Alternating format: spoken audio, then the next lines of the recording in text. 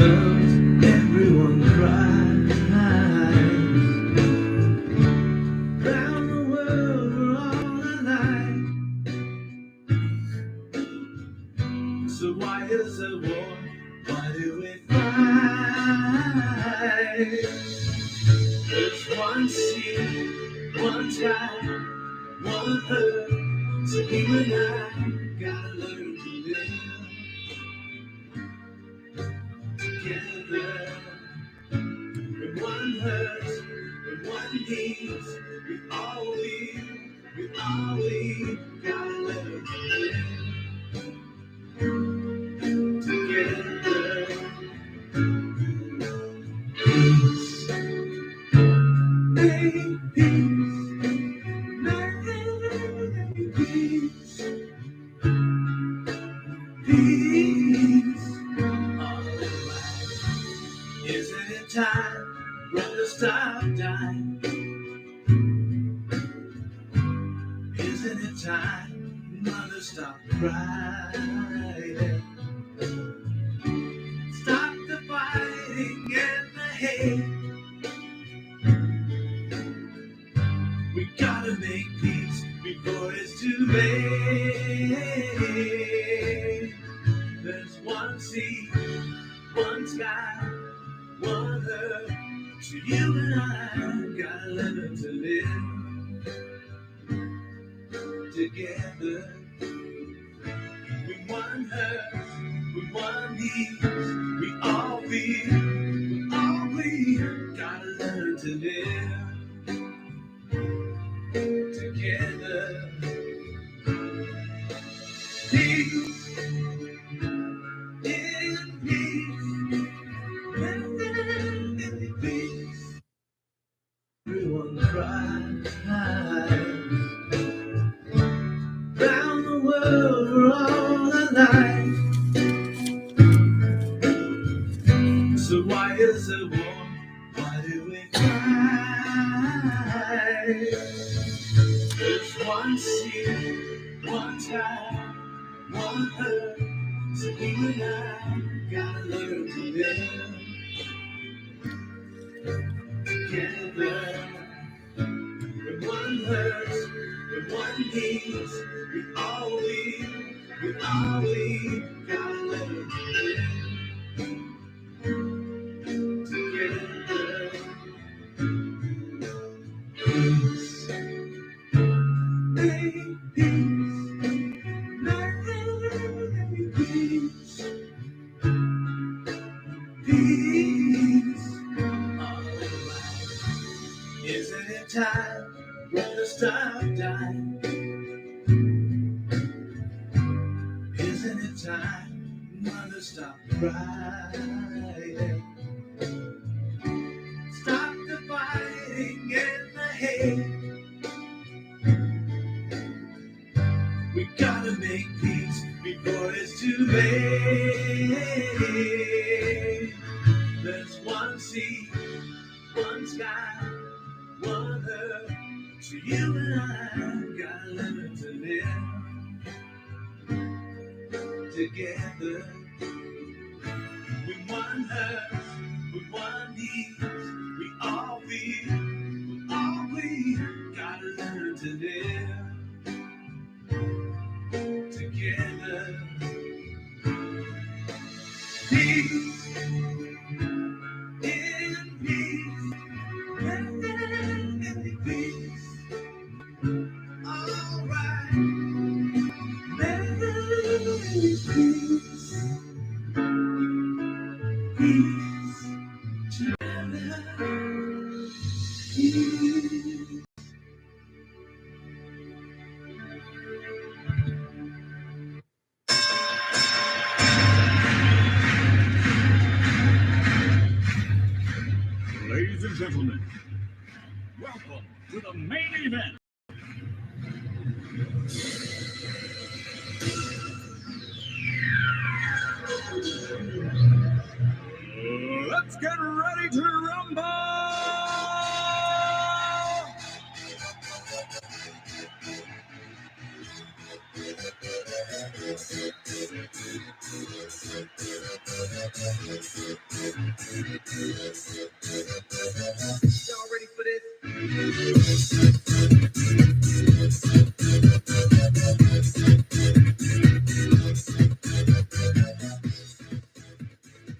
Hey guys, how's all doing out there? Sorry for being so late, but I'm here now. So we're going to be talking tonight. I'm a lot later. Well, it's actually quite late this evening, is because I had a board meeting and I couldn't escape the board meeting. It was very important. I won't mention the name of the organization I work with because I don't want to make it controversial between me and who I work with.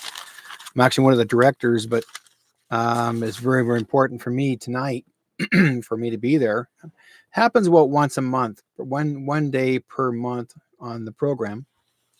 So, but I am here. Thank you guys for being part of this program. Okay, Shadow Chasing Show. It's been ongoing for such a long time, and a lot of people are wanting to know what's going on in the rest of this world. And we have. I'm like, as I did a very great. I did a. I wanted to do what you call a very an emergency special. I really wanted to get the word out on Monday, last Monday, because normally I would have waited for the whole thing to do for Thursday, and it made a whole lot of sense because I knew very well that I wouldn't have been able to fit all that time in.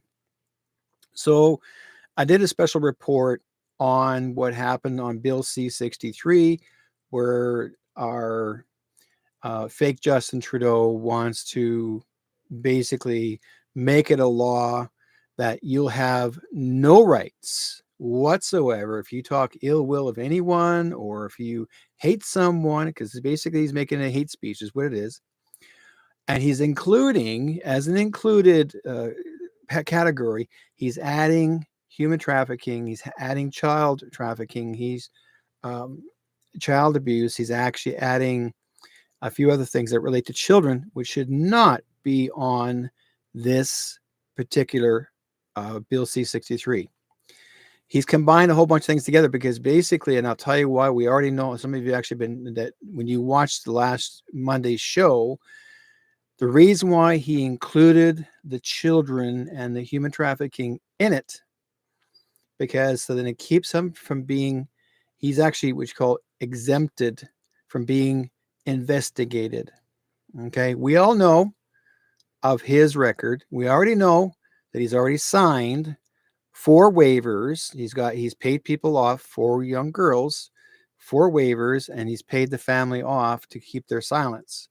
Well, I guess you folks may not realize this, but those 4 waivers, it's going to come to the point where he can't even stop them from speaking. The family will speak, okay? Or those 4 girls, 4 individuals, one of them may come forward and say, no, money was not important, is basically what he did to us, right?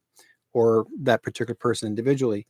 Then he was well known and seen at Robert Picton Piggy Farm, okay? And he was there a lot, partying it up with the little girls and boys. So he had a very big reputation of getting himself around. Plus, he blackfaced himself and he tried to look like South Asians. And he even there's even a photo op of him being in a blackface, photo opping with South Asians, East Indian Sikhs. And I'm so quite surprised that the Sikh community were accepting that. I think that's wrong on their part. I think that's considered as racism, so to speak. And the reason why I'm bringing that word racism, because he's added the word racism in Bill C-63, which again, if you think about this, folks, this is a mirrored issue. This is something that whatever we are going after him for, or the government's going after him for, or see, even the conservative government's going after him for, Trudeau's making sure that he can't get caught. So he's throwing a whole bunch of inclusions in everything that he wants to categorize. Whatever he's being chased about, he's including SNC-Lavalin, he's including WE, children's programming, which he actually gave these 2 brothers that actually run the organization. He gave them $790,000. Sorry, is that correct? Yeah, $790,000 before the big C ever happened, and he was in a big hurry to give it to them. This is before he was taken away. Okay, he was in a big hurry to give it to them, and because it was considered, I feel most likely, why was he in such a hurry to give them that money? And then next thing you know, he's not here. So he either owed them that or he had to pay off someone. Think about it, right?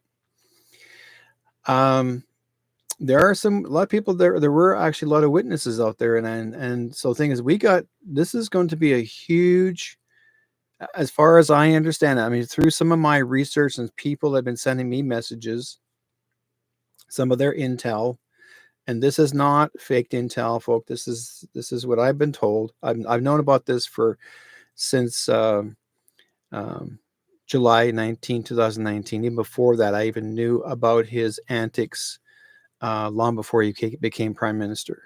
And why did I not come forward about it? Because I was working for working for a child protective organization that was working for Métis Family Services as a counselor. And I would hear stories about young girls that are 12, 13, 14, 15 years old going to the piggy ranch. And, they come back and they tell me what's going on over there. Like, how in the heck they ever get home? And I said, did anybody hurt you there? No. And I said, how come they let you in? Let you in? Oh, we told them we're 19 or 20 and they got in. Yep. No, you didn't have to show any of the ID. No. And the girls would say, oh, it was fun. Really? Now, what do you call fun? Some of the girls, a couple of the girls that were there said there was sexual, I could just say, touching there. And these are adults. These are people who are in their 20s and 30s and 40s, 50s, 60s there at the piggy ranch. This, I guess, I'm not sure. I don't know anything about it. Never been there. So, and then the girls are describing to me, telling me stories of what Picton was going on. So anyways, like I said, they're friends. Trudeau was well known there. And then other people that I know that had shared, they know of Trudeau personally. They met him where he himself was, him and his wife were swingers. And so, this is like, again, if it's if it's true, then it's true. If it's not, it's not. But apparently these people that did know of them, when Trudeau was changed or had changed, where he was not, in fact, this Trudeau that they switched did not recognize them. The ones that used to, I don't know whether it was swinging them or knew of them in the past, they said that's not him because he never recognized them.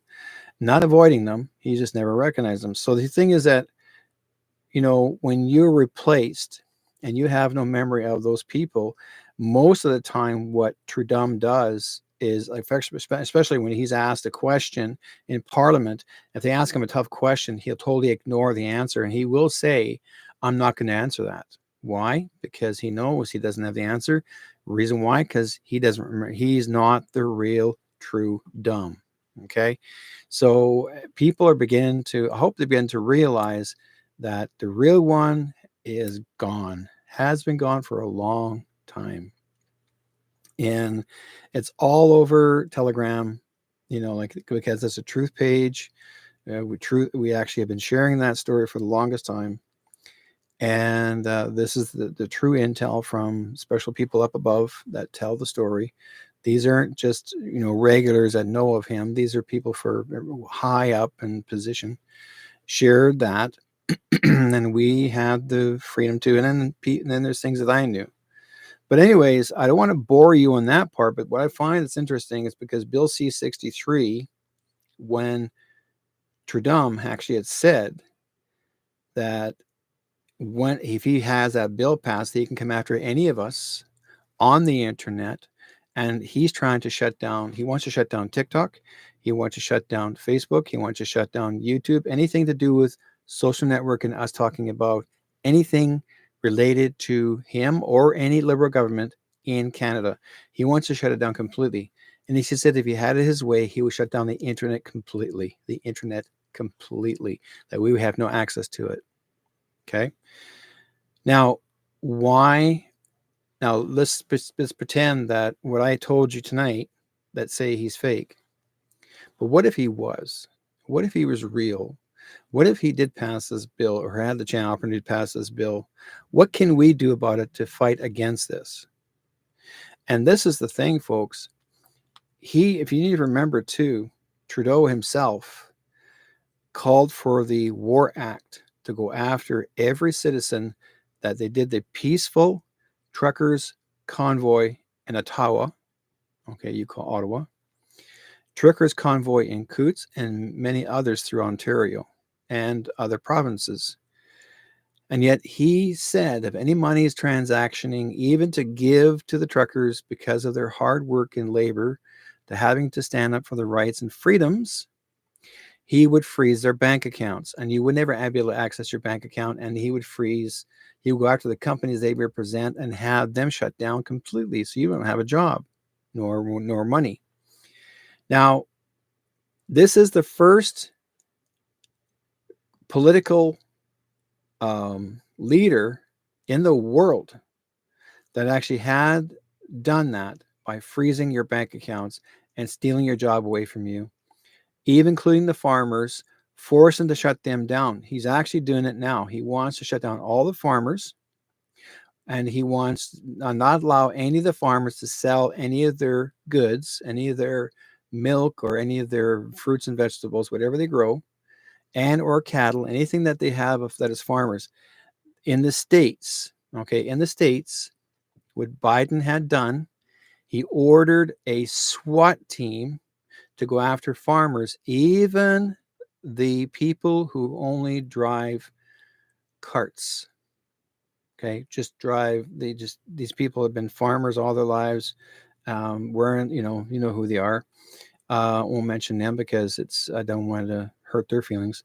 But they sent down the health and food people and seized their computers, seized all of their written records, and then they went after the animals and had them loaded up on trucks and hauled them off. These farmers have nothing left. And because the farmers allowed these bad guys, these officers, and they're more like security, and they had guns, they had rifles, they were wanting and were ready to shoot if necessary. Why? You're defending your property.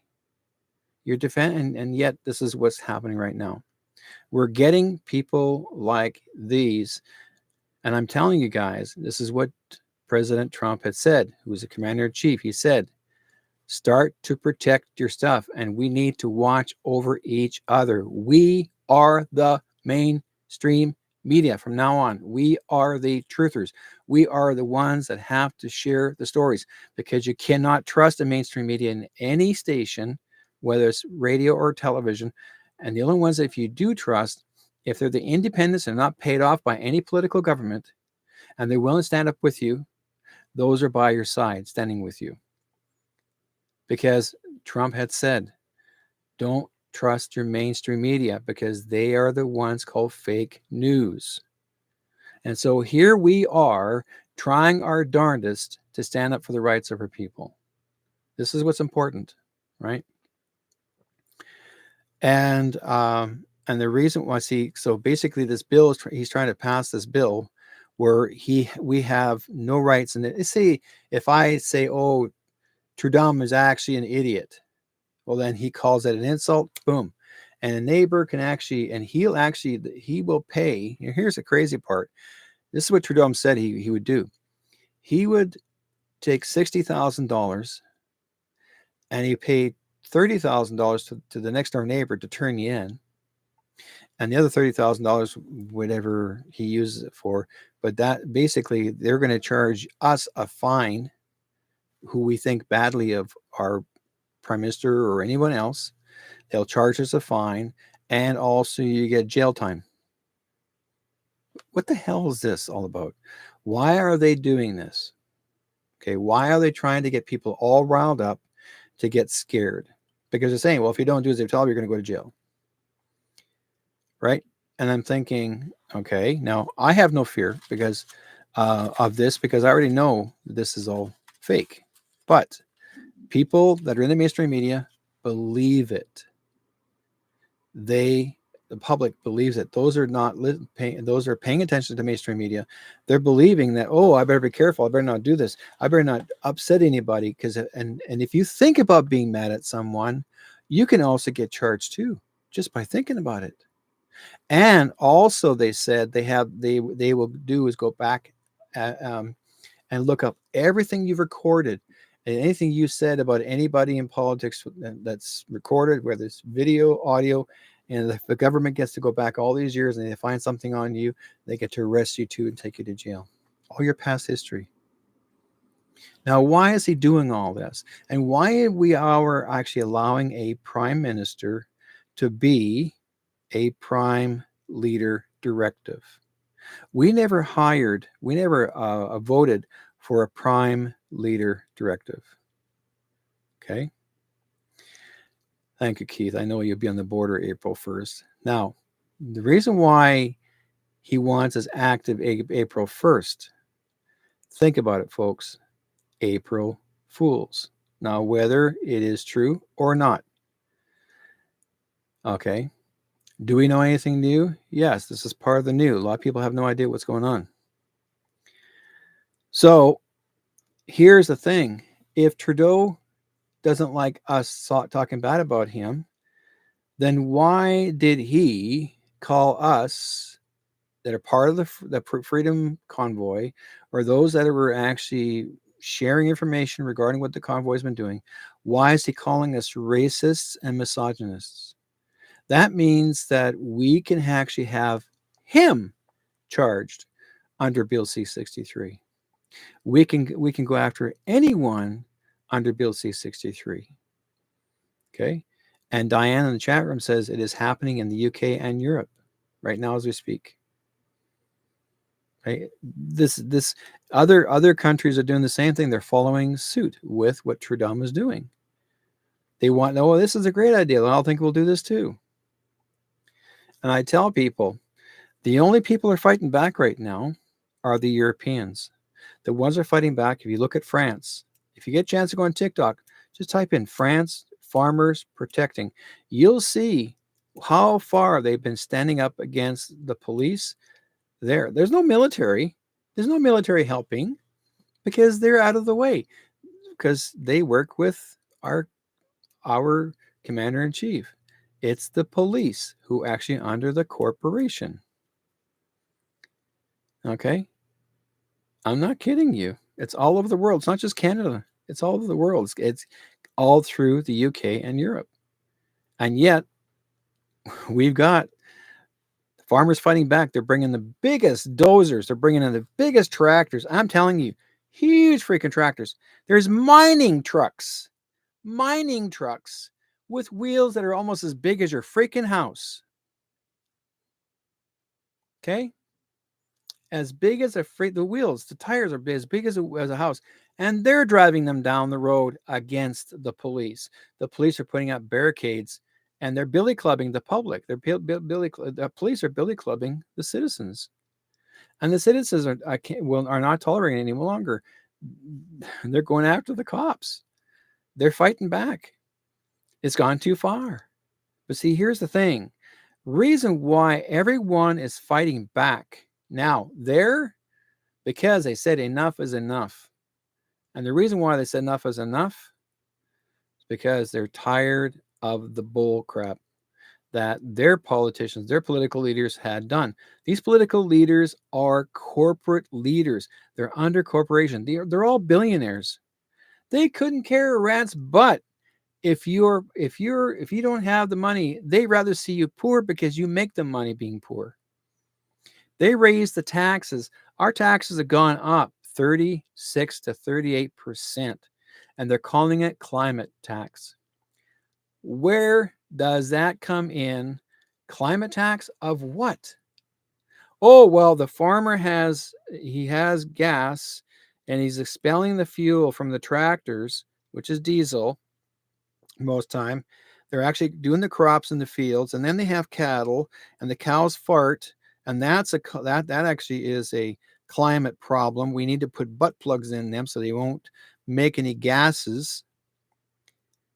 And we're going to then here their goal was what we'll do is actually we'll destroy all the cattle, destroy all the pigs, destroy all the farm animals, and then you start eating bugs. Okay, you eat bugs because that's what Klaus Schwab told you to do. Eat bugs. So why is Klaus Schwab wanting you to eat bugs? Because the freaking idiot's a reptilian. He doesn't give a shit because what he wears, as far as that mask is concerned on his face. Don't forget, folks, the Klaus Schwab himself actually was a brown shirt working for the Germans during the Second World War. He worked under Hitler. He was a follower. Chrystia Freeland, who actually is our assistant, her assistant Canadian finance minister, as well as assistant to Trudeau. That's the niece. She's a niece to Klaus Schwab. Why do you think she was at WEF? She was just pushing it. She's doing the same thing. She wants you to do the same things what he wants. And his goal was having to shut you down and that no one could survive. She's all for it. Oh, I'm going to do it. I'll do what my uncle tells me. She's a Schwab. She's from the Ukraine. Okay, so same with Zelensky. I got a photograph of Zelensky wearing his leather suit. He was all pro leather man and kinky as all heck before he became the president of Ukraine. I couldn't figure out how in the heck he got in. He was a strange fellow, but that's the way things are. Some people live the lifestyle, and what they do is their own choice. But the thing is that if you want to be decent about it and work, I mean, I seldom ever see this man wearing a suit, Zelensky. He's always wearing a t-shirt and a pair of pants. And then he's got a body double. I saw the body double standing next to him coming in another room. Body doubles. So you're not even sure if that's the same, if that's Zelensky going upstairs, the leader, or the one that's on the main floor. We don't know. Everybody's got a body double now. So if by some chance somebody gets mad, I'll get you body double. You know, I mean, give me a break. So Trudeau calls himself the prime directive, and he's actually has the right. He figures he can do whatever he wants and to tell you what to do. And every time, you know, when we have our premiers and they're not even notified, he'll show up at any province whenever he feels like it. He does not notify any of the premiers that he doesn't get along with. He won't notify them that he's in town in one of the provinces, whether he shows up in Edmonton, whether he shows up in Calgary. He may show up in Winnipeg. Again, those premiers are say, why are you here? You haven't told us you were here. And he's actually already done his thing in a hospital or somewhere else. And there's people outside, they're saying, hey, why can't we go in the hospital? Why is he there? And the security won't let the public who are in need emergency, won't allow them to enter the hospital until he's done his little spiel for 2 or 3 hours. And then he's going to go to the hospital and say, well, we need this and we need this, we need this. Okay. And then he does his little spiel to make him look like he's the prince of Bel Air. And he's not. He's no prince. He's more of a princess to me.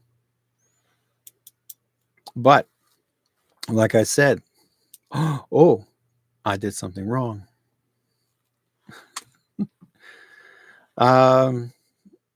Anyways, like I said, I've come on this program. I'm a little bit late today. Really, I'm sorry for being so late, folks. But like I said before, I had a board meeting and it got late and extended longer than it was supposed to be. And like I said, it's only once a month, no, one day of the month.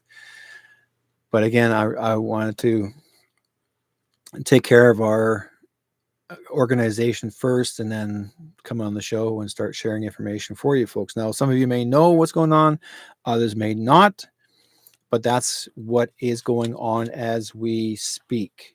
So that's what Bill 63 is all about. Number one, number two, twos is also, we've actually have 2 of the men I talked about earlier on Monday. We have 2 of the men still in remand. That it's 450 days. they're still in jail in remand. You know, I'll be honest with you guys, remand is not supposed to hold anybody any longer than 6 months. Okay. Normally it's always three, maximum 3. You go to court, you get sentenced, and whatever goes from there and there and there. Well, they've been there for 400 and I would say 50 days, maybe plus. There's 2 of the men that are part of the Coots freedom fighters. And like one of the guys sent me, I should pull it up and read it to you guys. It's important. Hang on a second here. I'll go through I just got sent to this email to me. And it came from someone who I wanted them to send to me. He. Here it is. Is that it? I think so.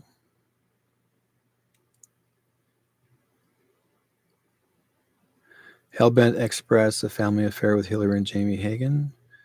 No, not that one there. Hang on. Different one.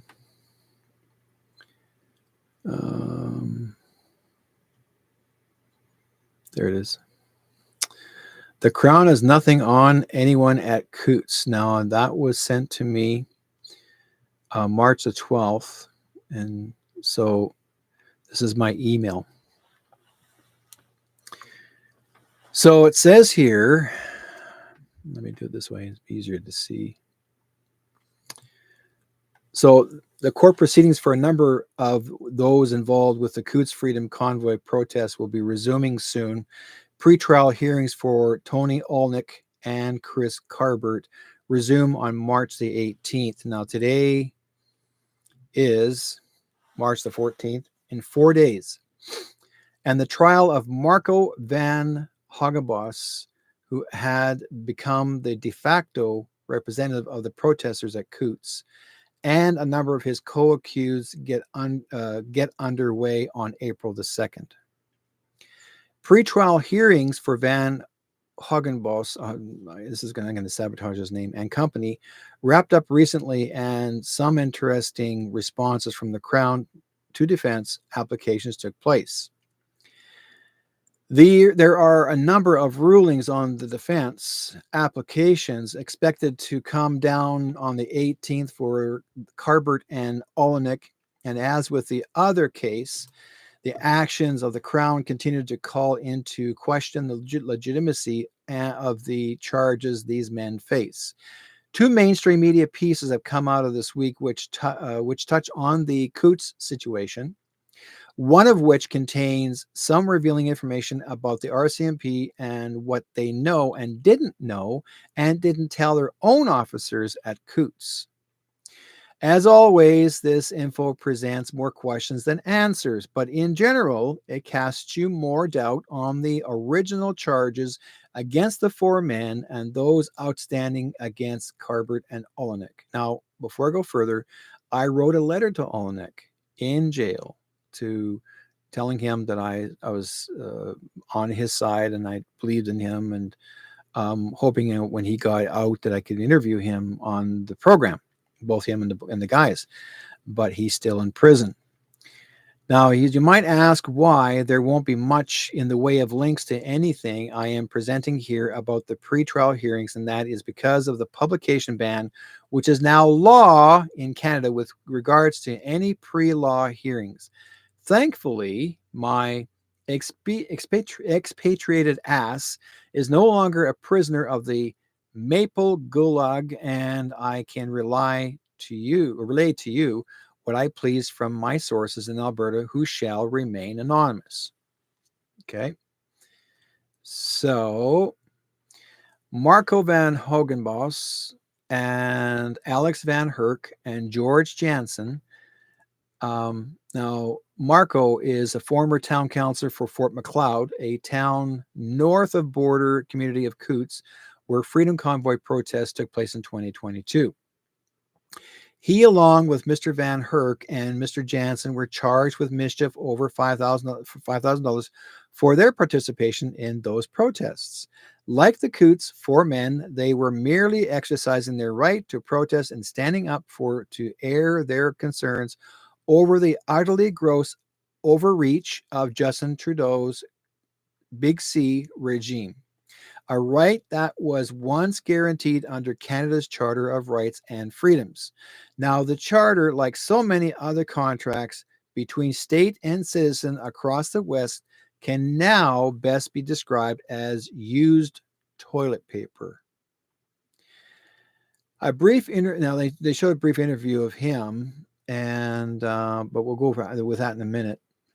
Mr. Van Hagenbos had emerged as a spokesperson for the Coots protest, this protest site, that much like every other Freedom Convoy protest action was spontaneously organized and had no clear leadership for putting his best foot forward and taking on the role of interfacing with the RCMP.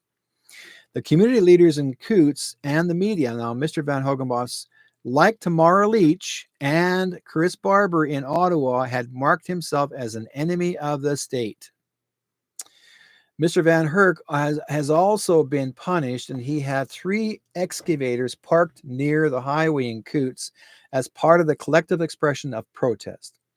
He was asked to move them away from the road, and so did so, and walking them not very far from the road onto the private property which he had permission to park them on. Not long later, it is alleged that the RCMP, the Royal Canadian Mounted Police, vandalized his equipment, removing oil and fuel filters and filling the ports with spray foam and otherwise attempting to immobilize the equipment, imposing significant costs in damage and repair. This is vandalism by the RCMP. Okay, now how is it they got away with it? In the 3-day, and this is witnesses, folks, they all watched them doing it. In the 3 days of pre-trial hearings for these men, defense counsel brought forward 2 applications that the Crown opposed. One application is to allow the jury to be notified of their rights, such as the right to ask questions or the right to nullify charges. Now, jury nullification is explained here. Jury nullification refers to a jury's knowing and deliberate reaction of the evidence or refusal to apply the law, either because the jury wants to send a message about some social issue that is larger than the case itself, or because the result dictated by law is contrary to the jury's sense of justice, morality, or fairness. Especially with jury nullification, the jury returns a not guilty verdict, even if jurors believe beyond a reasonable doubt that the defendant broke the law. This can occur because of a not guilty verdict cannot be overturned, and the jurors are protected regardless of their verdicts. As regards jury nullification in Canada, although extremely rare, jury nullification occurs as the prosecution has powers to appeal resulting acquittal. It lacks the finality found in the United States. However, the Crown cannot appeal on the grounds of an unreasonable acquittal, although it can appeal on errors of law. Errors of law. R.V. Latimer in 2001, SCC number 1, 33 category, the 33rd category, the Supreme Court discussed jury nullification and indicated that it is a duty of the presiding justice to try to prevent it from occurring. The Supreme Court in 2006 issued a decision, R.V. Krieger, 2006, SCC number 47, 35th category, which confirmed that juries in Canada have the power to refuse to apply the law when their consciences require them that they do so. Now, the decision stated that juries are not entitled as a matter of right to refuse to apply the law, but they do have the power to do so when their consciences permit of no other course. The other application is to have the jury notified of their rights of conscientious objection, which is related to nullification. Now, somewhat in that juries can agree with the actors of the accused, actions of the accused, and as a matter of conscience, object to the charges and acquit them as such.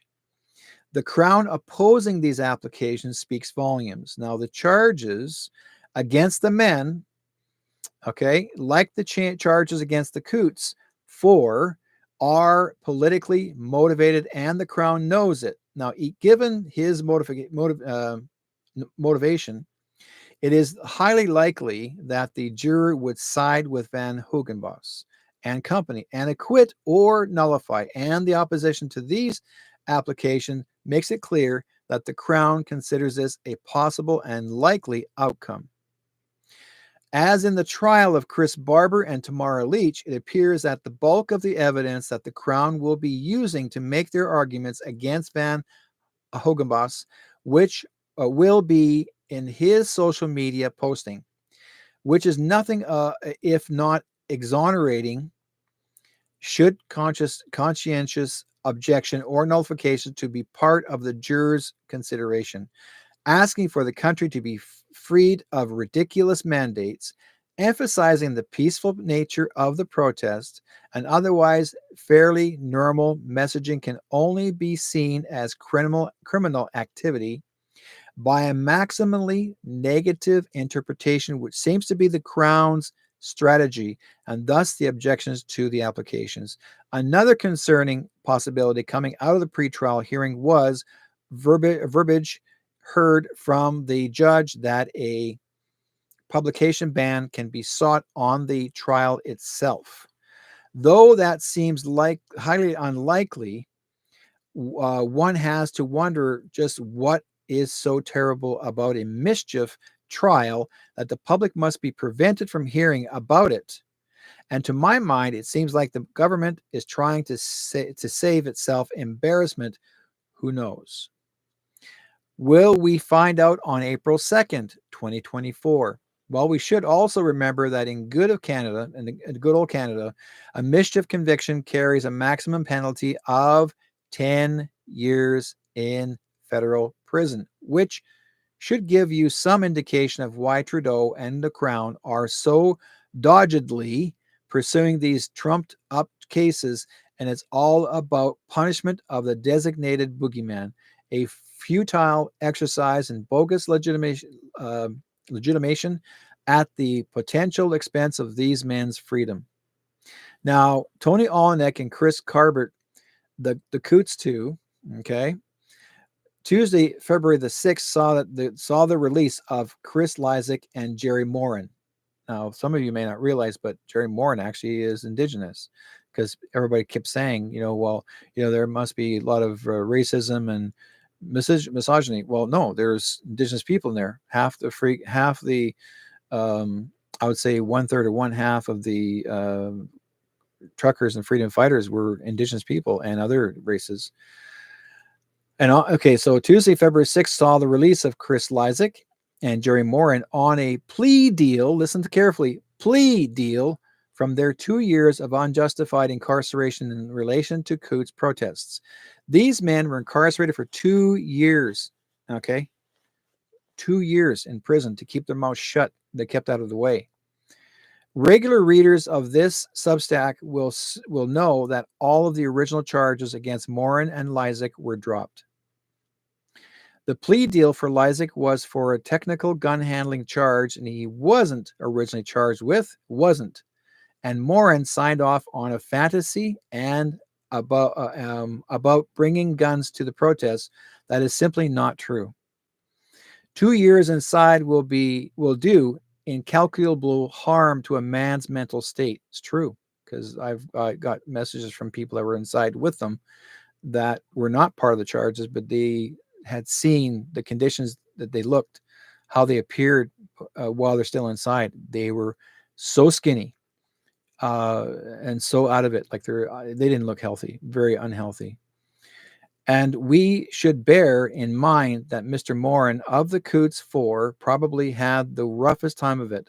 He was kept at a gang he was kept at a gang unit in Calgary with the best and the brightest Canadian society has to offer, and also spent around 80 days being kept in solitary confinement, having yet to face trial and denied bail for political reasons.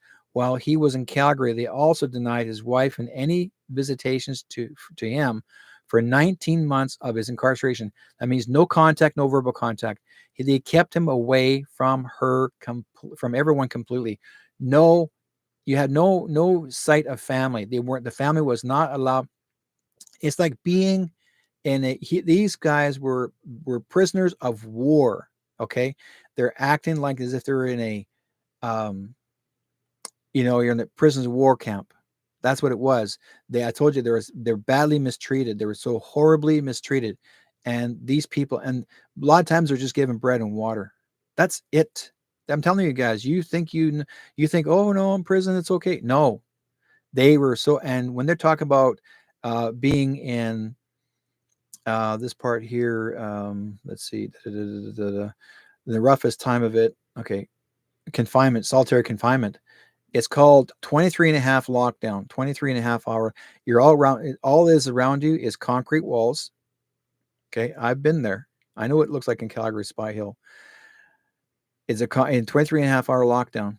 Now, most of the people put in lockdowns if you become violent or you, like I say, you hurt somebody and they put you in 23 and a half hour lockdown, or if you were witness to something and say you became you were when they call you a rat and they put you in there too to keep you protected away from the guys that you accused, or they hid you away. The government hid them away so they cannot be seen, period, because this person is a truther. Okay. He fought for his rights, for his freedom. And this is what our Canadian government is doing. They locked him up, hid him away. Okay. They were mainly psychologically, physically, mentally abused. So you guys think you have it easy or you have it hard to say, you have no idea what's like inside there. And the only time you ever get a chance to be outdoors, when they call it 23 and a half hour lockdown, you're indoors behind bars. It's all bars. And the bed you sleep on is made of steel. It's like a steel pan. Your mat is about not even an inch thick and it's made of leather or made of plastic. And you're given one sheet, a piece of material. It's so thin. And the whatever they give you for is clothing, and your shoes have no laces. And sometimes you don't have no shoes. So your feet freeze. And there's no air conditioning in there. There's no heat. There's no heat given to you to keep warm. You go through like everybody else. You are a prisoner of camp. It's how bad it is. Okay. It's really, really horrible. So, and I told you, I've been there. I know what it's like. Many, many years ago, I was incarcerated. I was a witness to something that I had seen, and from years ago. I'll tell you about it later on. But anyways, pre-trial hearings for Olnick and Carbert will resume on March the 18th and should start off with Justice David Lebrenz ruling on applications made by the defense on the legitimate legality of search warrants, wiretaps, and various of evidence brought forward by the Crown. Wiretaps, and basically, you guys may not realize wiretaps are illegal. Speaking of Justice Lebrenz, I'm told that he has been unequivocal about the trial proceeding, previous speculation about the trial being dragged out to Jordan rule limits, and thus allowing the government to wash its hands off,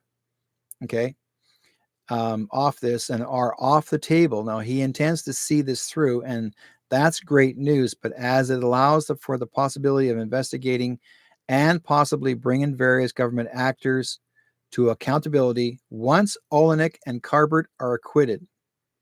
As mentioned in my previous Substack on these proceedings, An application filed by the defense seeks to have the search warrant used by RCMP to enter trucks and travel trailers used by the defendants tossed out, and subsequent seized evidence, and would hopefully be disqualified from use in the trial. The basis of this application is that the judge erred, E-R-R-E-D, erred in issuing the warrant at all due to this insignificant grounds using for granting it, and that the ITO, it's called information to obtain, paperwork was manipulated before getting to the judge. Okay. And the defense alleges that both the RCMP and the Crown engaged in the subversion in order to convince the issuing judge to grant the warrant. And once examined, it appears that neither of the officers' stories lined up.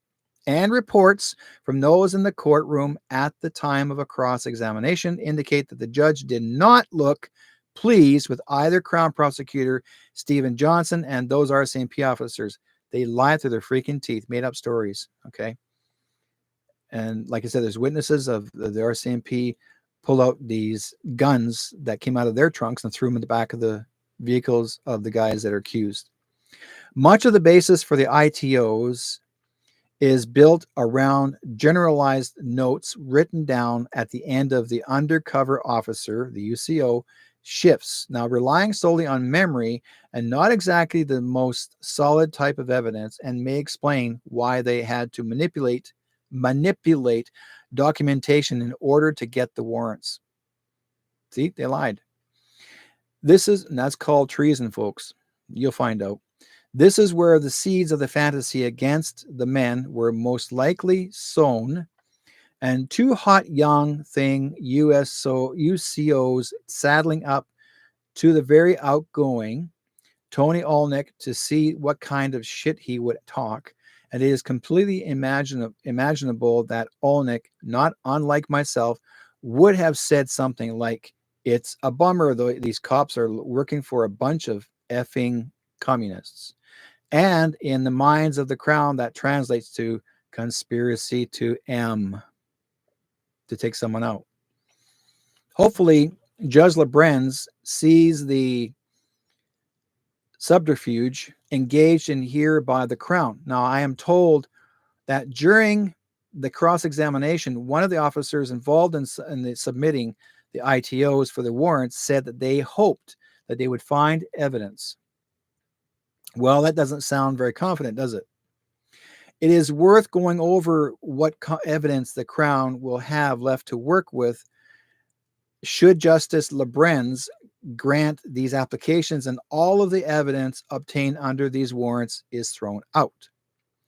Much like the cases of Marco Van Hogenbos and Tamara Leach and Chris Barber, it appears that the social media postings of Tony Olnick will be under some scrutiny, which is said that the Crown will attempt to convince that the jury of Olnick being an ideologically motivated violent extremist by using maximally negative interpretations of Olnick's videos posted online. Okay? Olnick is a pussycat.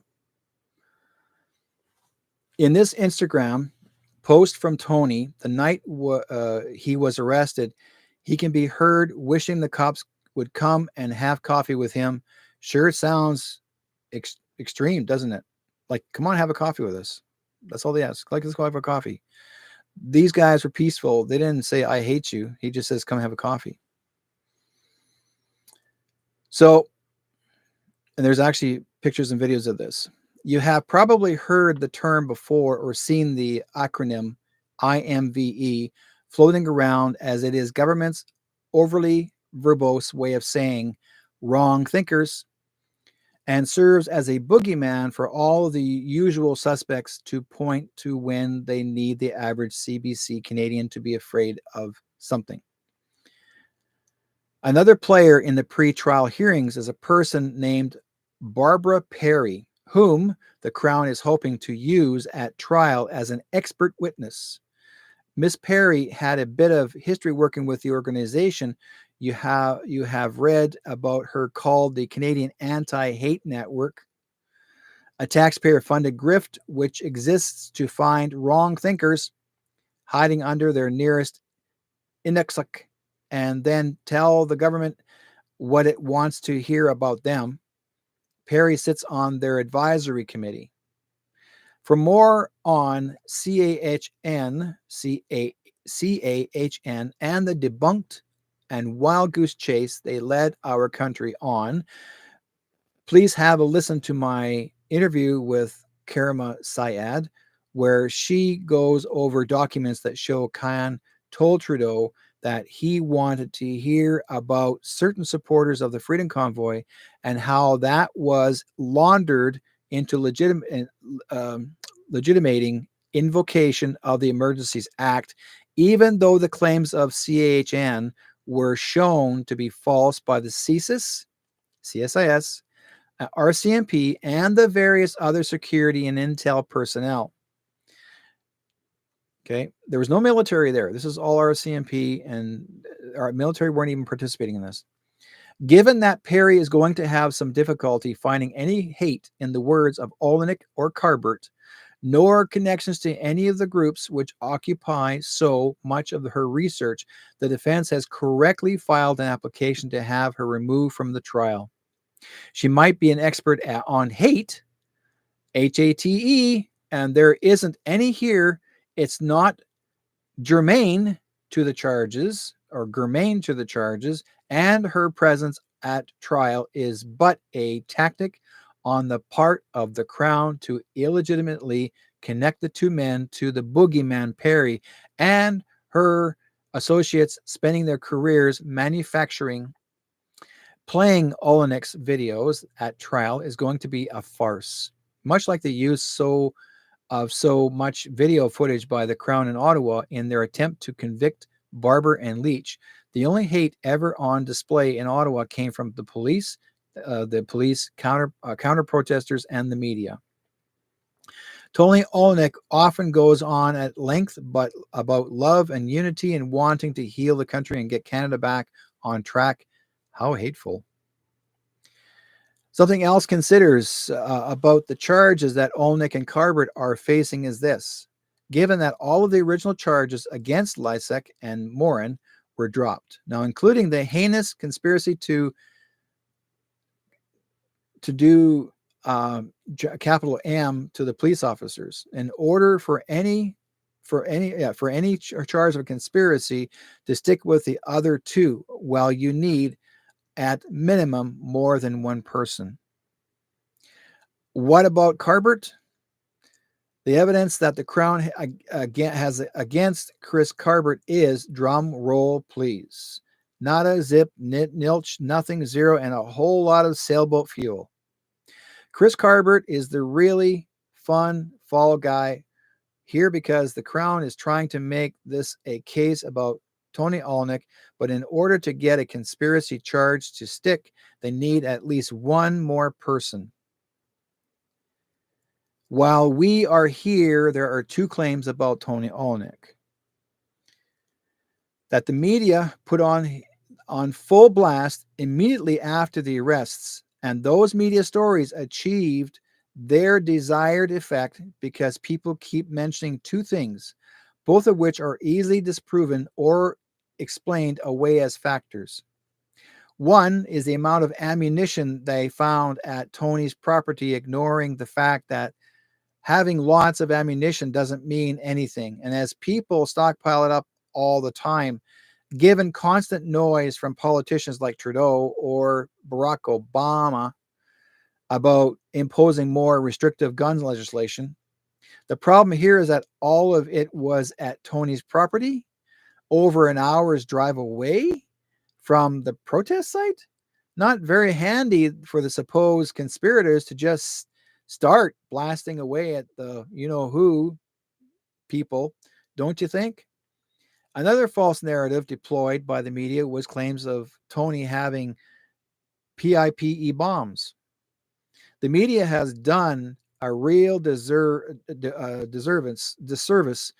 to people in failing to inform the public that Tony Olenek ran a gravel quarry and had municipal permits for using industrial explosives.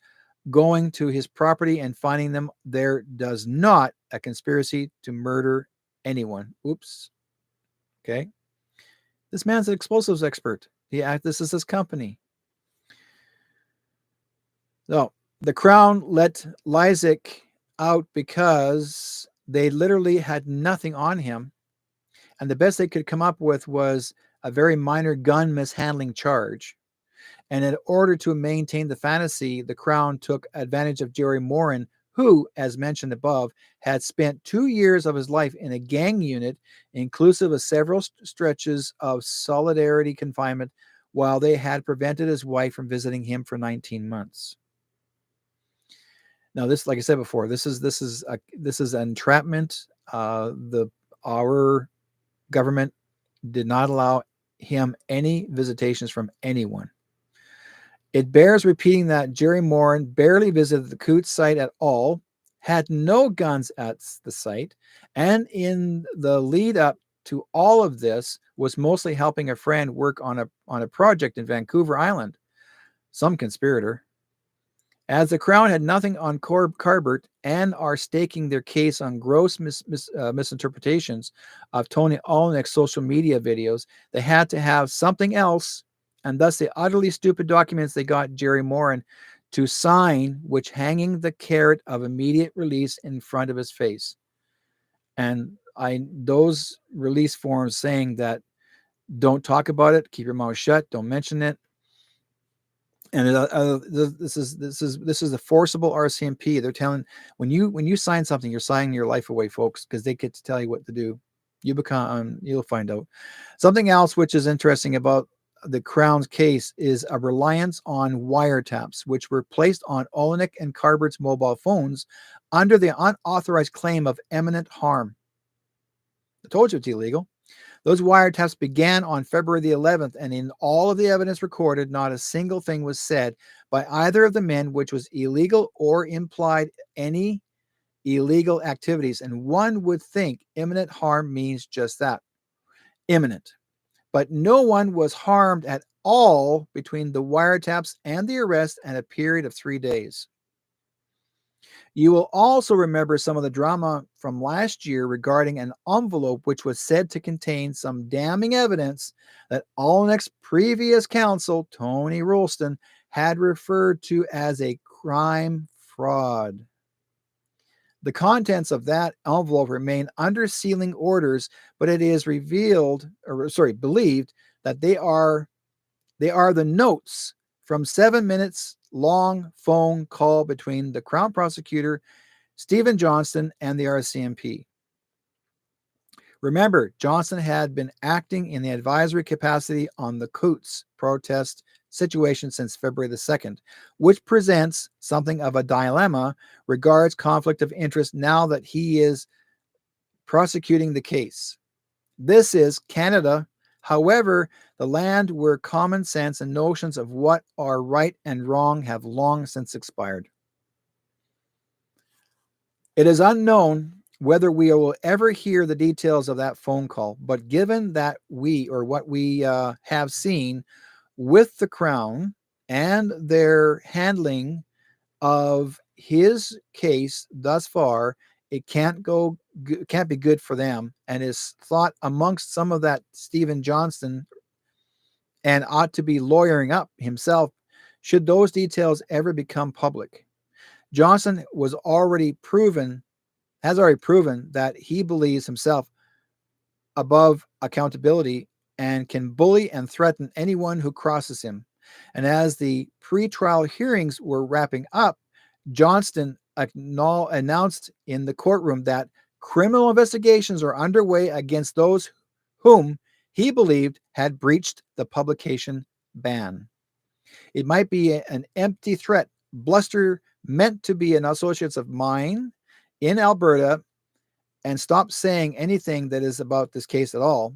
And he's just proving himself to be a government bully working in service of the worst people in the country. To Mr. Johnson, I will say what I like from south of the border. Thank you very much. And maybe you should just drop the case, as it is abundantly clear you don't have one. You are only here in a very long running interference operation for Justin Trudeau to keep him from having some pointed questions asked about his actions. And do you feel no shame in bringing political prisoners to Canada? Two recent pieces in Canadian mainstream media had touched on the Coutts case. Over at the Financial Post, we have this commentary from someone named Gwen Morgan. The pieces makes a good point about the gross double standard by which the Coutts men were denied bail and kept in custody for nearly 2 years, contrasting them with violent offenders who are often turned loose on the streets immediately. In discussing Lysak and Morin, however, he inaccurately describes them as leaders of the Coutts encampment, which is a bit rich given how little time Morin actually spent here. And the piece also fails to mention Tony Olnick or Chris Carbert at all, or that the fact that they are still in custody seems quite the omission. No? According to those in Alberta whom are closest to the case, and that I am in regular contact with, and none of them were contacted by Mr. Morgan for comment or input, and near as I can tell, neither were of the small handful of citizen journalists who had been covering the case. There's a cost to mainstream media, gatekeeping, and I guess they will bear it in the form of looking stupid, especially if this is the best they can come up with. This piece, published Saturday in the Montreal Gazette, raises some very interesting questions about how the RCMP handled and what they knew or thought they knew or fantasized about with the protest site at Coutts. An internal RCMP review of the force's response to Freedom Convoy, the protests found that some officers at the scene of the Alberta blockade were unaware of threats to harm police until after the episode ended. The after action report says that the survey found some personnel at Coutts were not aware of the threats to police officers until after the blockade had concluded, and others noted they only learned about the threats through media reporting. Now, interesting, Chris Carbert and Tony Olnick's phones, amongst others, were subject to an unauthorized wiretap on the claims of imminent harm. The word in title, imminent harm. Okay. So here we go. Bounce back here. Okay. Surely every officer on site would have been briefed on this. How is it that some officers only heard about this through the media after the fact? Now, it would be easy enough to assume that this just a case of Keystone Cops, were disorganization and incompetence are part of the deal, but it is the RCMP, after all, who also failed to alert the residents of Nova Scotia in a timely manner when they knew that a shooter was running around and killing people there in 2020. 22 people were capital M'd out in the Porta-Papica massacre, and that number is as high as it is because of the RCMP, because the RCMP did not want to do anything. Given what we know about the communications between the highest levels of government, however, disorganization and incompetence merely serve as a smokescreen for something far more sinister. In February the 13th, 2022, now former RCMP Commissioner Brenda Lucki was in a meeting with now former Public Safety Minister Marco Bendocchino, where she advised him and these imminent harms, and then Mendocino relayed this to Trudeau with unhinged verbiage about a hardened cell of individuals. armed to the teeth and lethal firearms. Trudeau advised Mendicino to keep it to himself at the time. Now, except the warrants were not executed until the following day, February the 14th, and there was no way of Lukey nor Mendicino to back up the claims they had made the day before. Much of these claims about the imminent threat of violence revolve around maximally negative interpretations of a rhetoric that was written down by undercover officers, as mentioned above. When a wiretap was put on Olenek and Carbert's phones on February the 11th, nothing was found that indicated anything illegal right up until they were arrested. So why the freak out? Why the subversion and manipulation of the ITOs? If any of this was true, why wasn't every officer on the scene informed? Why was Mendicino telling the public that they were very scary extremists who were about to overthrow the government, but not telling the officers who were right there in capital letters and ostensibly at risk of being shot imminently? Seems like they got that famous photo of staged guns out to the public before they filled their own people in on the supposed risk that they were facing. And just like they failed to inform their own officers of this supposed threat, and they also failed to inform that public that many of the guns in that photo did not belong to the 4 men who spent 2 years of their lives in jail, and 9 other people were arrested or charged in connection with the Coutts protests, and some of them of whom may have had connections to those guns and claims of imminent harm, yet none of them spent 2 years behind bars. The government relies on ignorance and fear in order to set the narratives they want, especially when seeking convictions.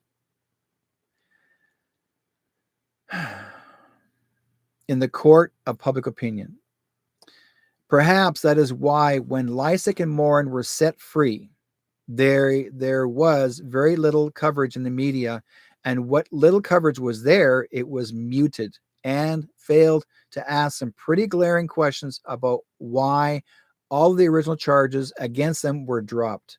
It appears that, guns or not, the Crown didn't have any evidence of harmful intent against either of them. So much for an imminent threat.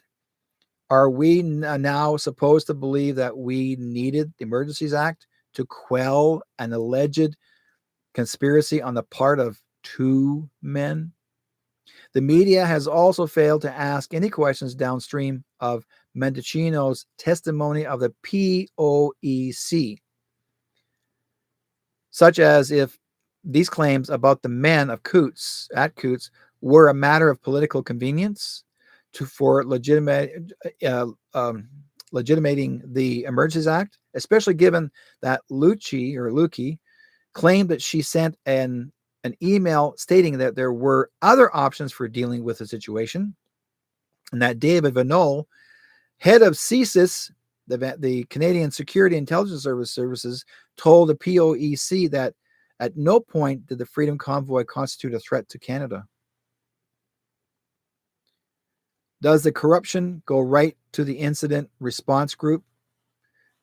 To the Prime Minister's office, there were in irregular communication with the American Secretary of Transportation, Pete Buttigieg, and President Biden, with whom Trudeau had a meeting with on February the 11th, telling Biden that he had a plan to deal with the border protests. And maybe the media should be asking more questions about just what that plan comprised of, given Trudeau's propensity for throwing members of his own party under the bus. Why wouldn't he do that to the Coutts for? It's clear that Trudeau hates most of the people he claims to govern. In the past week, we have seen video footage of protests involving Hamas enthusiasts and some who hurl legitimately violent rhetoric like death to Jews and death to Israel, which is making things difficult for legitimate protesters who object to the IDF response in Gaza. These groups have also interpreted and canceled a meeting between Trudeau and Italian Prime Minister Gregoria Meloni, and most recently held a massive protest right in the front of the parliament, with Wellington Street being closed off, with the marches taking place under the gaze created by smoke bombs. The questions about Trudeau's milquetoast response to all those of this versus his bringing near martial law to Canada over 100% of peaceful freedom convoy are also obvious and equally glaring, but you won't hear them asked by Canada's fourth estate, whom he have also completely ignored the situation with these men. Why is it that an expat trucker and a small handful or other citizen journalists are the only people investigating what's going on here? They're talking about Rebel News. We can't tell the government get away with this when Tony Olenek and Chris Carbert are acquitted of everything, because it sure seems like they are going to be, and the media can surely be counted on to run over or run cover for their paymasters. Now, this case was corrupt from the beginning, and all the evidence points to a fantasy being concocted to legitimate Trudeau's invocation of the Emergencies Act. While without Coutts, there is no evidence, nor threat thereof. Anywhere at any protest site, without Coutts, Rouleau's Public Order Emergency Commission ruling falls apart. And this is before he even considered the recent Mosley decision, which ruled the invocation of the Emergencies Act not justified, unreasonable, unconstitutional, and violated certain sections of the Charter of Rights and Freedoms. It seems to me that the only conspiracy going on here was amongst Trudeau and in his underlings, and which is witched all the way down to the members of the RCMP at Coutts, as well as to Johnston. You put your right to protest, they put your right to protest and freedom of speech into doubt by unjustly and illegally locking up 4 men for 2 years of their lives. Chris Carbert and Tony Olenek ought to be set free immediately, and investigation with teeth called into everyone involved in making them the fall guys for Justin Trudeau. The battle is not over, and legal bills continue to mount. And if you can spare a few dollars to help these guys, and donations can be made here. And they're talking about the page. It says givesendgo.com/Trudeau's political prisoners. And that is a page to help support the families, help them out financially while their husbands are in prison. So if it wasn't for people to donate, I'll go to the page here and show you guys. And I will put this over here. Just swing it over. Gee, this is the one that Trudeau would seize. Give, send, go. Okay, this is the one right here. And I will do this with that. Add this into this as well. And that's putting onto the YouTube page. So you both get to see what it looks like. So like I said, I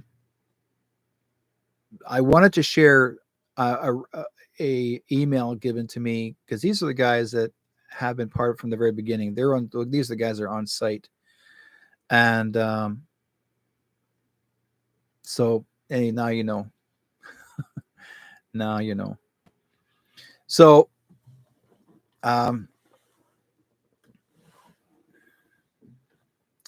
okay. Well, I think I would call it a night tonight. I think we're doing pretty good so far. But I really appreciate you guys watching the program. I want to share this with you guys. And I hope you guys have a great night and great weekend coming up. It's getting close. Next week, I'm going to have Bill Hauser on the show. And we're doing some ghost boxing.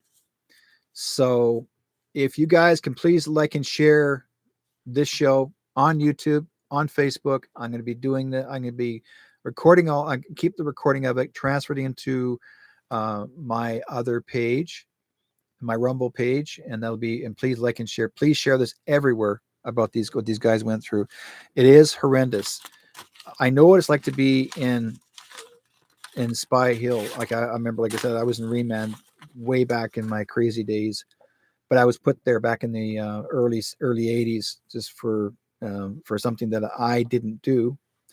And again, I got set up by the RCMP. It was 4 RCMP officers that corrupted, and they said, in fact, when I got released, they lowered I was supposed to be sentenced to 3 years in the federal pen. And then when they found out later that I was innocent and I already served almost a year, they let me free.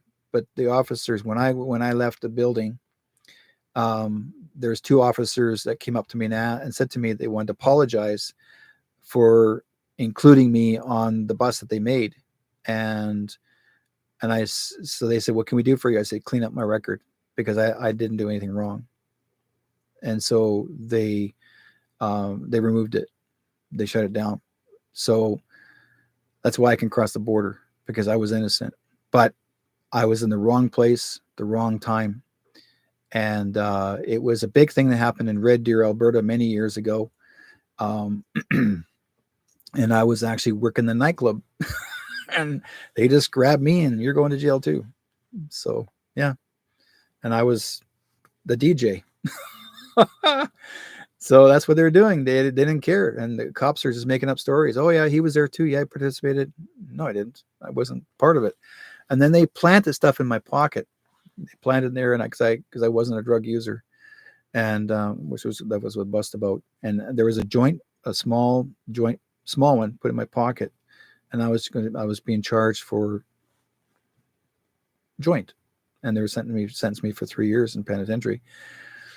So, but I got out, but I know what it's like to be in there, because I've experienced it. But what it did for me when I was released, many years later, I became a counselor, and then I would go to the Surrey pretrial, and I go to the remand there and work with the inmates and help them get their sentences reduced, because I was a counselor. In fact, even the lawyers, Crown Counsel, came up to me after, when I was representing a couple of clients, and the Crown Counsel came up to me and said, "How come you're not a lawyer?" And I said, "Why? Why do you ask?" And they said, "Because you're good at what you do, presenting yourself, and you look as if you're comfortable in front of the judge." And I said, "Well, because I'm not afraid of the judge. He's just a person behind the seat making judgment. Been there. I'm not afraid." So they one girl, she's Crown Counsel, goes, "I'm always afraid of the judge." "Why are you the Crown?" So she goes, "That's good money. That's just to her as an income." But anyways, as much as you guys can, like I said before, we talked about this last Monday, and 2 of the guys got released, and now you've heard the story. Please like and share this as much as you possibly can to everyone to see, and let everyone know that we were right behind these guys supportively. I know very well these guys in Coutts are innocent. I've been to Coutts. Okay, I remember what it was like crossing over go to Coutts many years ago. I actually, back in the 70s. I would say 77, 78. And I used to go to Coutts, and then we'd go from across the border to Sweetgrass, Montana, and have a drink and get some beer and food. They had made some really good homemade food, like where there's chili and beer crossing the border. Chili, there was, oh God, great home cooked meals. And you were there till about 3-4 in the morning, but you had a lot of fun. And we didn't have the borders we had back in the 70s is nowhere would you have borders now today. It was simple. You just cross the border. It was just a small little box in the border guard, and that was it. You ended the claim, go home. That's it.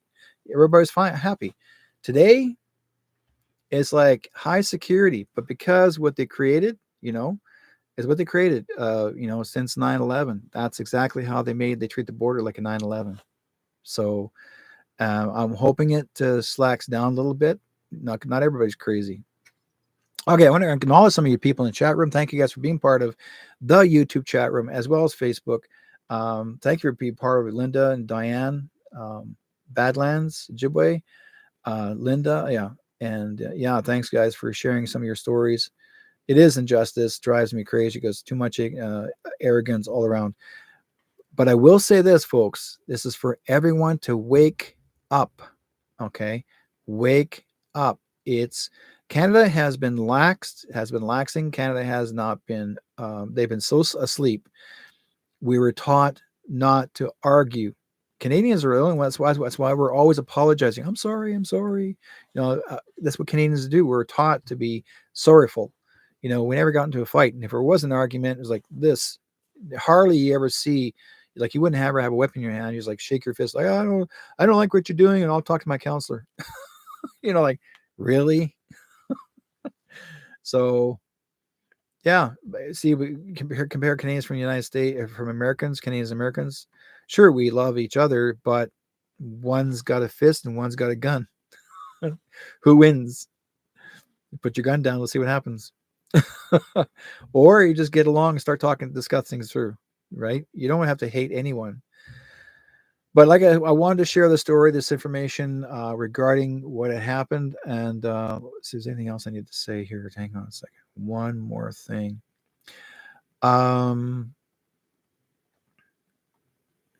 Let's see if it shows up.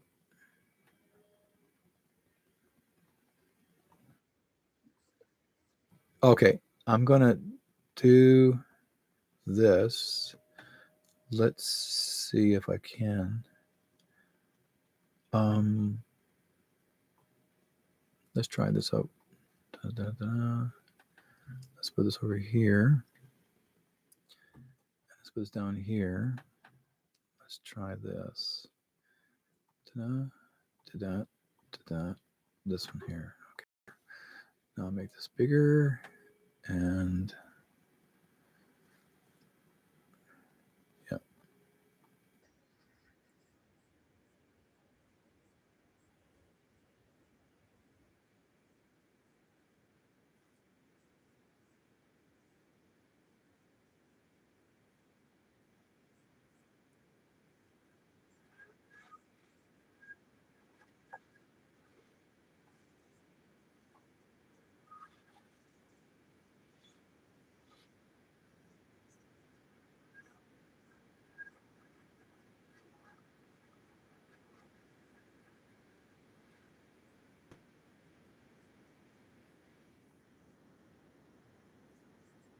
Coutts blockade. And there are those individuals who were involved in the previous provincial administration that once the verdict had been reached that Jason Kenney had to resign, and once he no longer had the majority of the support in his party, I believe they took the extraordinary steps to execute some justice of their own, or to try to, by charging myself and my co-accused, among others, for the events down in Coutts in the month of January and February. The evidence that we're looking to present to the court, it's around the 18 days, but why were we there? And the reason we were there is because we had a tyrannical government that, what we know now, implemented illegal mandates and health measures. And there may be some accountability, that there may be some responsibility that we need to deal with, but where's the accountability for those who were in positions of responsibility at that time? There's been not even reprimand. There has been no charges. There has been no accountability against those who implemented these mandates and these health measures, illegal mandates. We see the Ingram decision, the lives they destroyed, the businesses they destroyed. People want to talk about the cost of the Coutts blockade. What about the cost of COVID?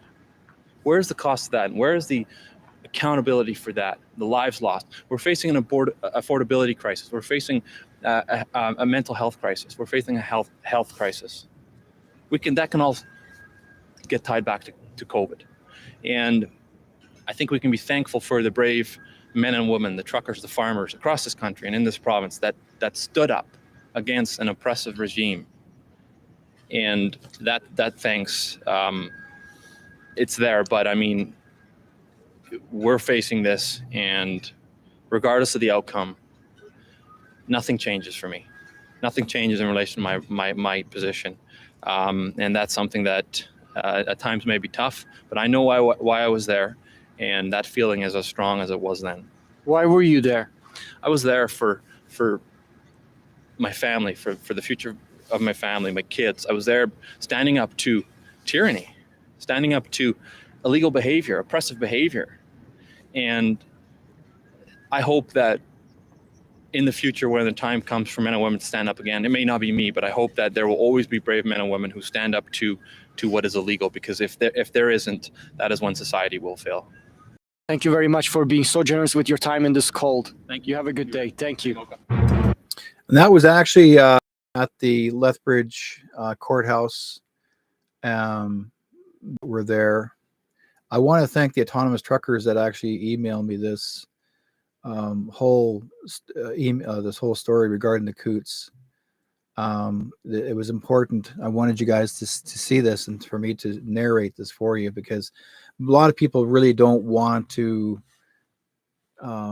spend the time to read about it or see, what happens next. And you may think to yourself, well, this is not my problem. It is your problem.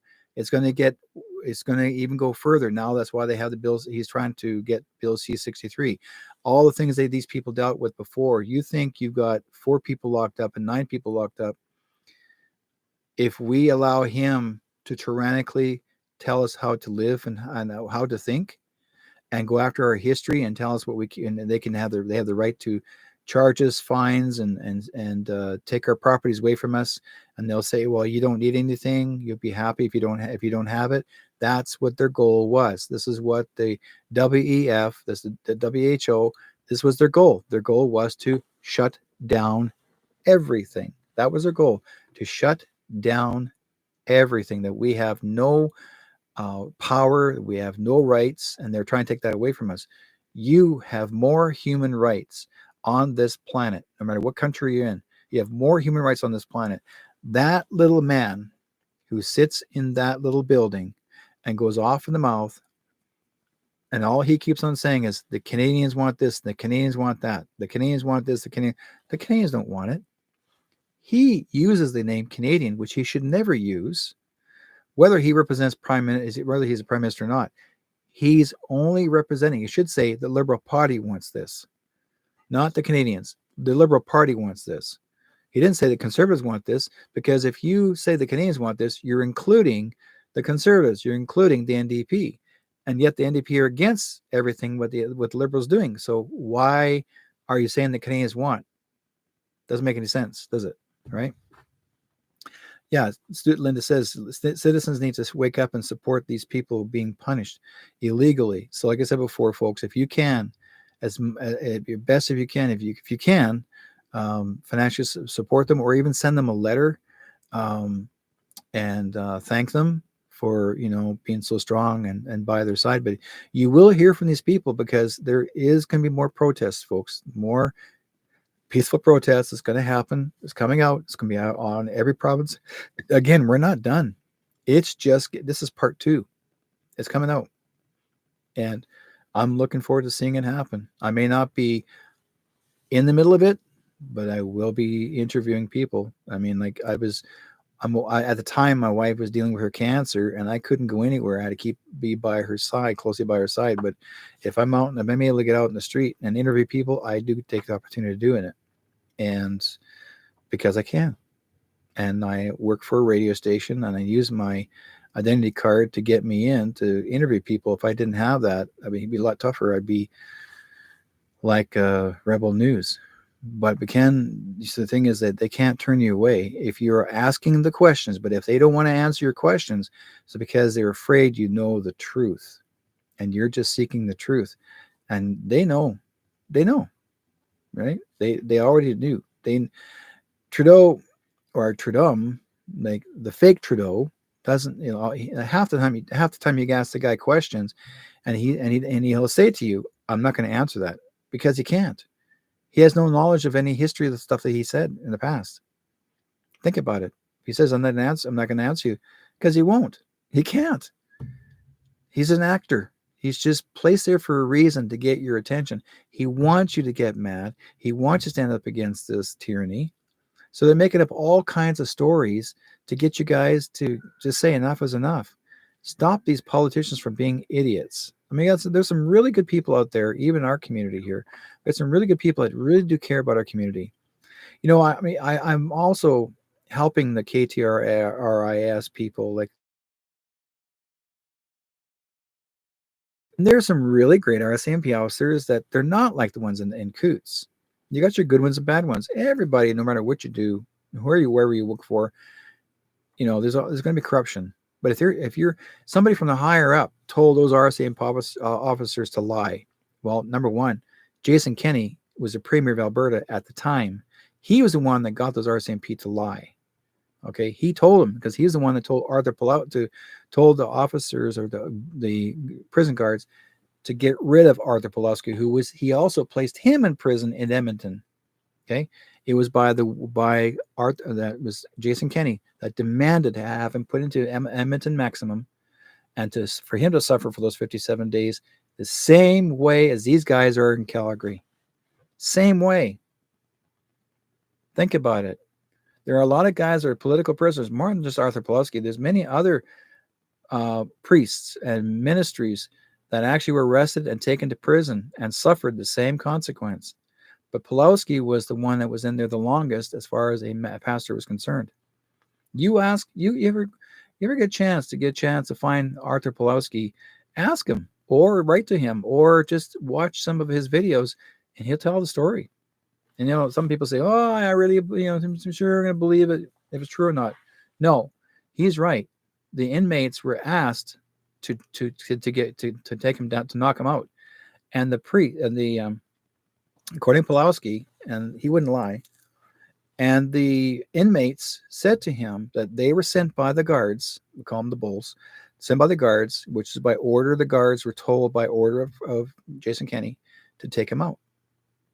Now, did Jason Kenney lose his position as being premier of Alberta? Jason Kenney's on the run right now. Gee, I wonder if Jason Kenney's behind bars. Military prison. Think about it. I wonder if he's there. Yes. Okay. They're being watched. Those who are corrupt are gone. I'm just telling you guys. Just watch carefully. I'm telling you. Just anything you see now is a movie. But the people that are suffering still in jail, that's not the movie. They're put there, but they are put there for a reason. Okay, we're trying to expose the truth and catch these people, the bad people. Those officers that fake that claim, they're going to be charged for treason. And treason goes military, because they were trained military way, RCMP.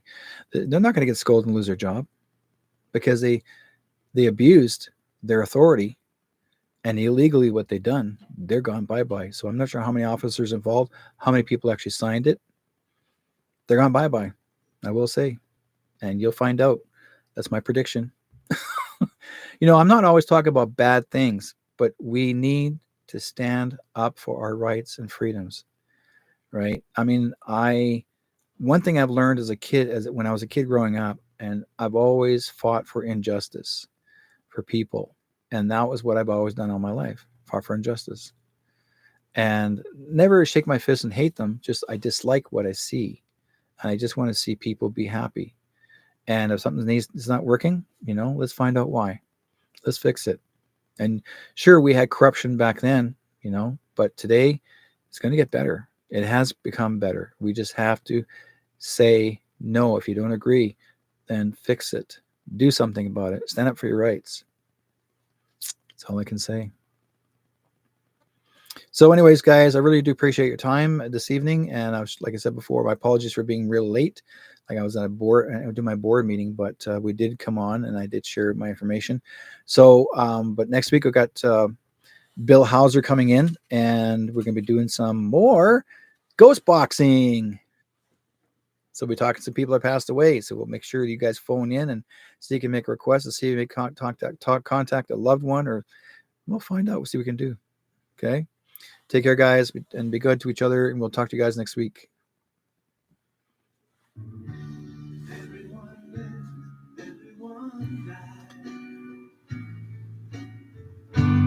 Everyone loves, everyone cries. Oops. It went so quickly. Everyone lives, everyone dies. Everyone loves, everyone cries.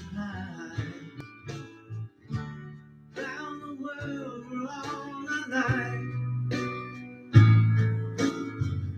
So why is there war? Why do we fight? There's one seed, one time, one earth. So you and I gotta learn to live together. When one hurts, when one needs, we all